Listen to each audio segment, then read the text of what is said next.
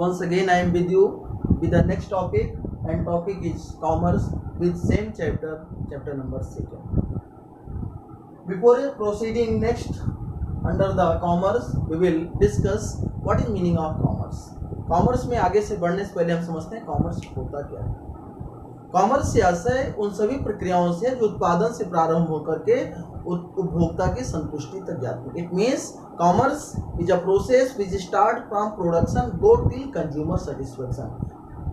Commerce means which start from production go till consumer satisfaction. इसका मतलब है कि व्यापार का जो व्यापक रूप है, कॉमर्स वाणिज्य एक व्यापक रूप है जहाँ पर सिर्फ उत्पादन नहीं होता, सिर्फ बिक्री नहीं होती, बल्कि यहाँ पर यह भी देखा जाता है कि हमारे उत्पाद से, हमारी वस्तुओं सेवाओं से ग्राहक संतुष्ट है या नहीं। अगर संतुष्ट है, इसका मतलब हमारी व्यापारिक क्रियाएं एक अच्छे रास्ते पर जा रही हैं, देयर डायरेक्शन इज पॉजिटिव। अगर ग्राहक संतुष्ट नहीं है, there may be need of improvement, वहाँ पर सुधार की जरूरत है। So commerce, there are mainly two component of commerce. Commerce के दो कंपोनेंट पाए जाते हैं, one is trade and second is aids to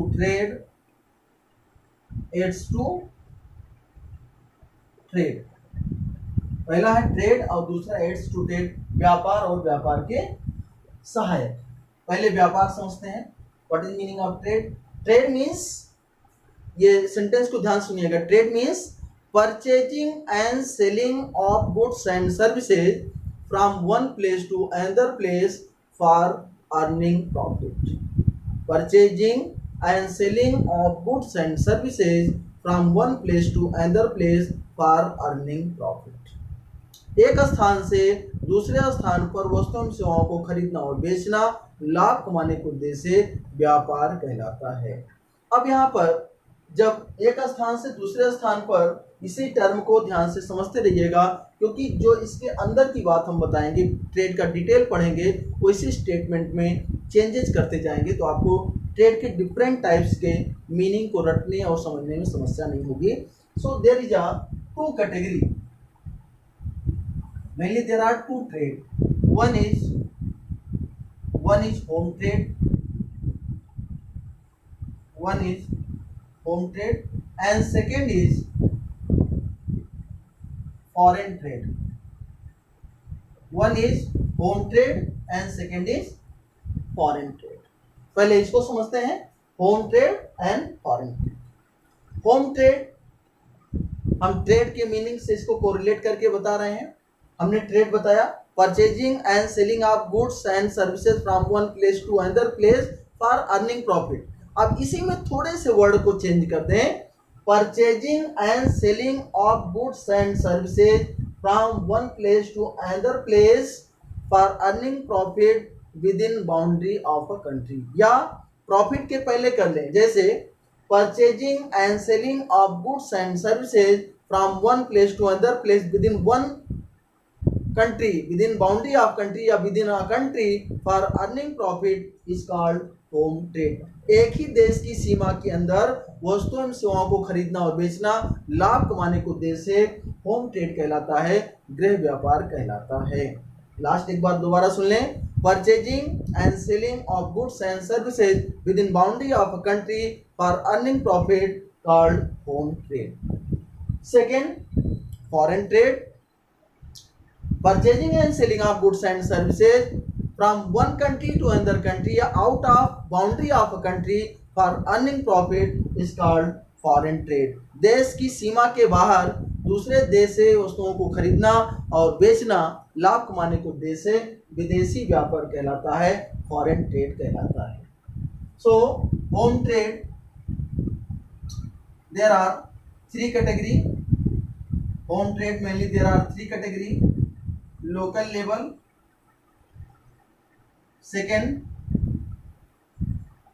state level and third national level।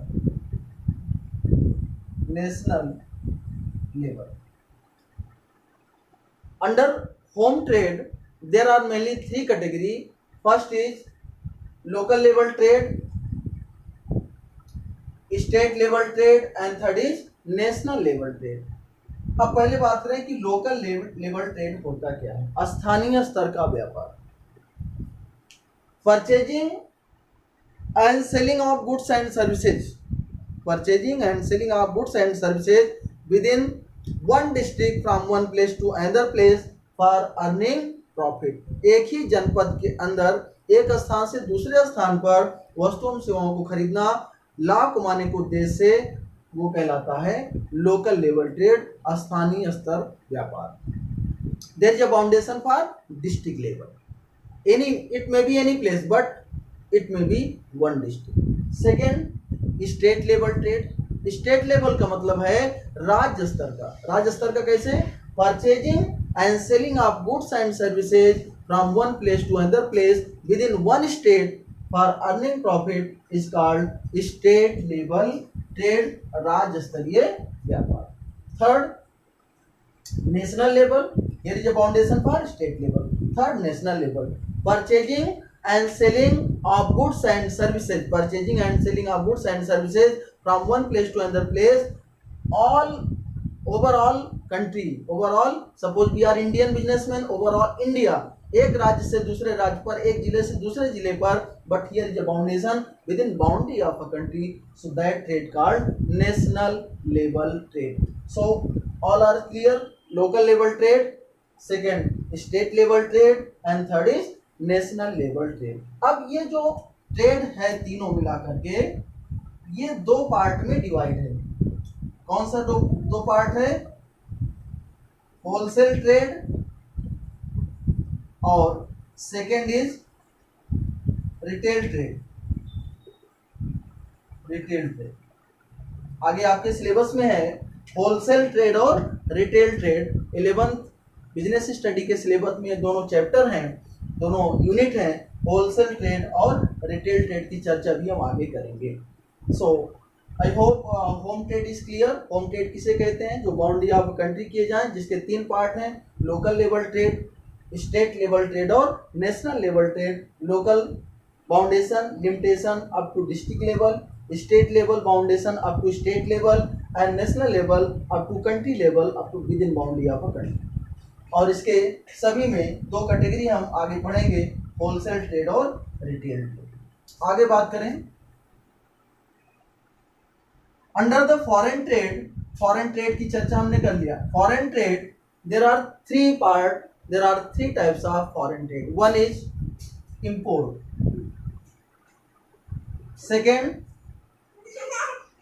one is import, second is export, third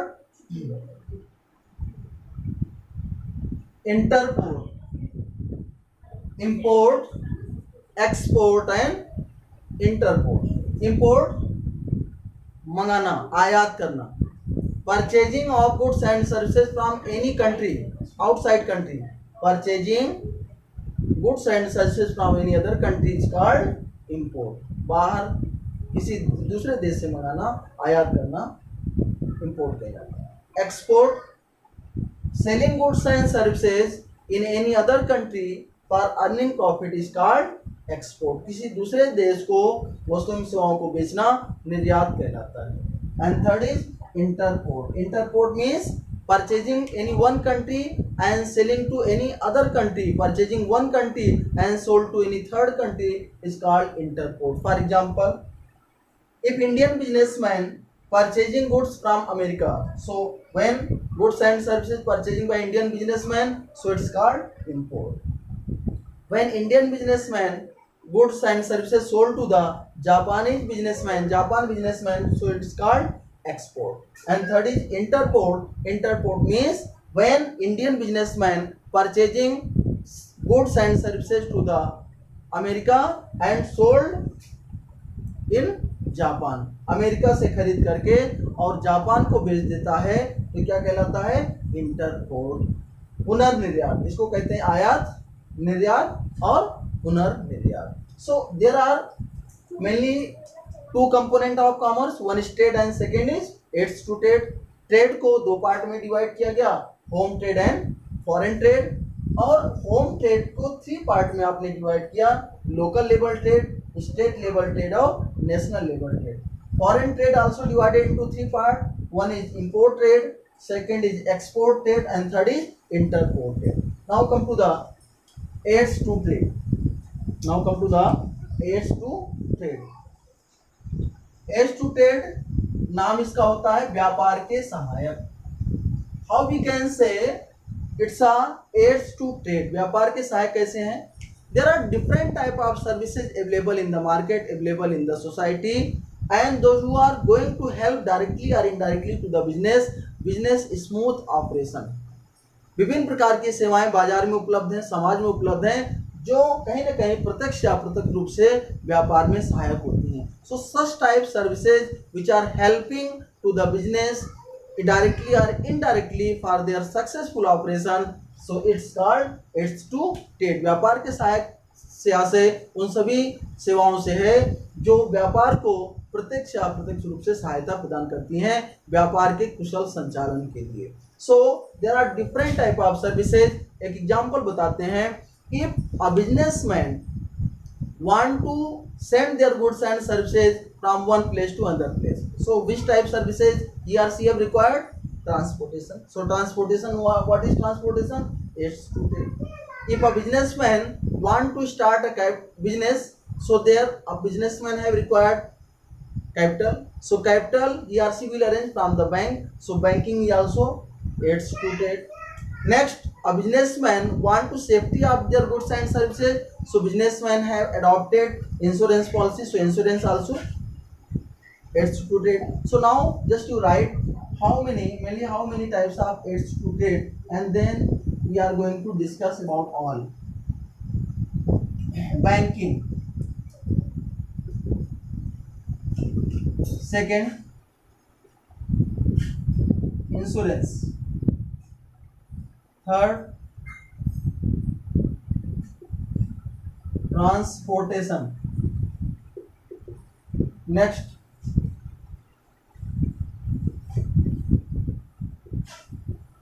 middleman, और इसी में add कर लें यहाँ पर warehousing. Mainly we will discuss 1, 2, 3, 4 and 5. Today we are going to discuss 5 types of aids to trade. Now we are going to first start warehousing. Warehousing का मतलब क्या होता है? Warehousing का मतलब है इट्स अ प्रोसेस. एक word आपने सुना होगा वेयरहाउस, गोदाम. वेयरहाउस का मतलब है at a particular place where goods are storing safely and systematically. Warehouse का मतलब बता रहे हैं a particular place where goods are storing safely and systematically. एक ऐसा स्थान जहां वस्तुओं को सुरक्षित और व्यवस्थित रखा जाता है. There are two term, safely and systematically. When we are going to say safely and second systematically. Systematically का मतलब होता है when we are storing maximum goods in a minimum place. जहां पर अधिक से अधिक सामान को कम से कम जगह में रखा जाए, it's a systematically. And safely when there is a minimum possibility, या ये कह सकते हैं there is no possibility for damage the product at the time of storing and after the storing. Store करते समय, संग्रह करते समय या संग्रह करने के बाद भी उसमें किसी तरीके का नुकसान न हो, it's called safely. So safely and systematically we are storing a product, so that particular place called warehouse. And warehousing क्या है? Warehousing is a process. Warehouse is a place and warehousing is a process. Warehousing is a process under which we are storing goods at particular place in a safely and systematically. So warehousing also help to the trade, because without warehouse a businessman cannot balance in their business. क्योंकि businessman अगर जहाँ पर demand ज़्यादा है तो warehouse से वो regular retail quantity में वो सप्लाई करता रहता है, और अगर उसके पास बिक्री कम है, लेस सेलिंग है, तो अपना मैक्सिमम स्टॉक कहाँ पर करता है? वेयरहाउस में करता है, वेयरहाउसिंग करता है. So warehousing also important process to balance the stock of the business. आगे बात करें banking. Banking is a very important system under which A businessman arrange their capital for their business purpose. Banking एक ऐसा system है जिसमें businessman अपने business के लिए कैपिटल अरेंज करता है in the form of overdraft, in the form of loan etcetera, चाहे वो लोन के रूप में हो चाहे ओवरड्राफ्ट के रूप में हो। ओवरड्राफ्ट का मतलब आप जानते होंगे, ओवरड्राफ्ट का मतलब है we are going to withdraw more amount whatever actual amount are deposit in a bank. जितना हमारी बैंक में करंट अकाउंट में जितना पैसा है उससे ज़्यादा भी देयर इज अ लिमिटेशन, कुछ लिमिटेशंस होते हैं, उससे ज़्यादा पैसा हम एक बिजनेसमैन निकाल सकता है। And loan, all type businessman, non businessman we are going to except the loan. लेकिन ओवरड्राफ्ट उन्हीं को मिलता है जो बिजनेसमैन होते हैं और जिनके अकाउंट ऑलरेडी बैंक में करंट अकाउंट के नाम से ओपन होते हैं। सो banking is a system which helps the trade by providing the capital to the business for their establishment, for their expansion। चाहे वो व्यवसाय की स्थापना करना हो या व्यवसाय का विस्तार करना हो, दोनों तरीके से बैंकिंग सिस्टम व्यापार की मदद करता है। नेक्स्ट, इंश्योरेंस, बीमा। Presently there is a more and more risk in a business, और बिजनेस के साथ एक टर्म हमने चैप्टर फर्स्ट में आपको बताया था, business there is a possibility of risk. If we are going to take risk, if we are ready to take risk, there are maximum possibility of profit। व्यवसाय में जोखिम होता है और अगर जोखिम को उठाने के लिए हम तैयार हैं तो वहाँ पर अधिकतम लाभ कमाने की संभावनाएं होती हैं, बढ़ जाती हैं। तो यहाँ पर insurance is a important process, important element, important factor for the trade which provide the safety, which provide the promise of safety to the insurance, to the trade at the time of any type of mishappening because of human, because of natural, any type of mishappening। किसी चाहे वो मानवीय कोई आपदा हो या प्राकृतिक आपदा हो, किसी तरीके के नुकसान से इंश्योरेंस कंपनी हमें क्या देती है, हमें सुरक्षा का वादा देती है, promise of safety. And for that purpose there is an agreement between the businessman and insurance company। According the agreement, they are providing their installation, they are providing their installment, and if there is any mishappening, so they are providing their compensation। And under the insurance there are two types, we will learn next chapter। one is LIC and second is GIC, जीवन बीमा और सामान्य बीमा। So under the insurance, when businessmen taken the policy for their own life, that is LIC। when businessmen taken the insurance for their business, that is GIC। जब हम किसी जीवन के लिए बीमा लें तो LIC में होता है और किसी वस्तु के लिए लें तो उसे सामान्य बीमा में होता है, GIC में होता है। So insurance also provide help to the trade by providing the compensation। Next, transportation, it's a very foundation thing for our business.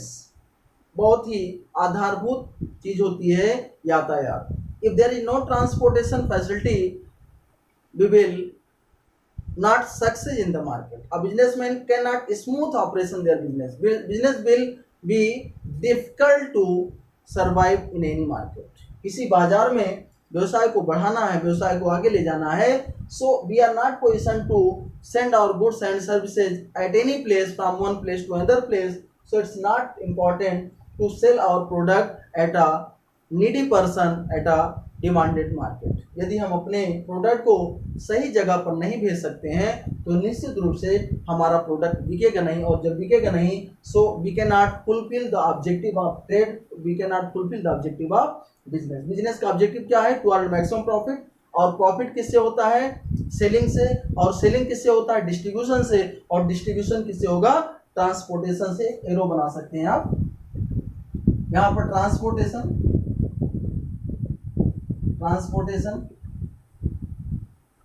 Distribution, selling और profit.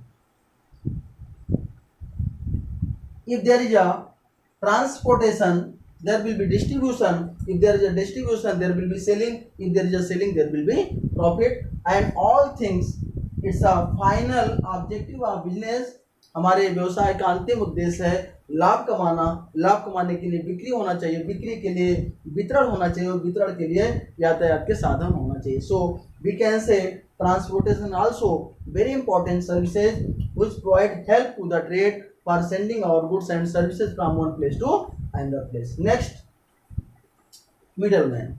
Next is a middleman. Middleman मध्यस्थ।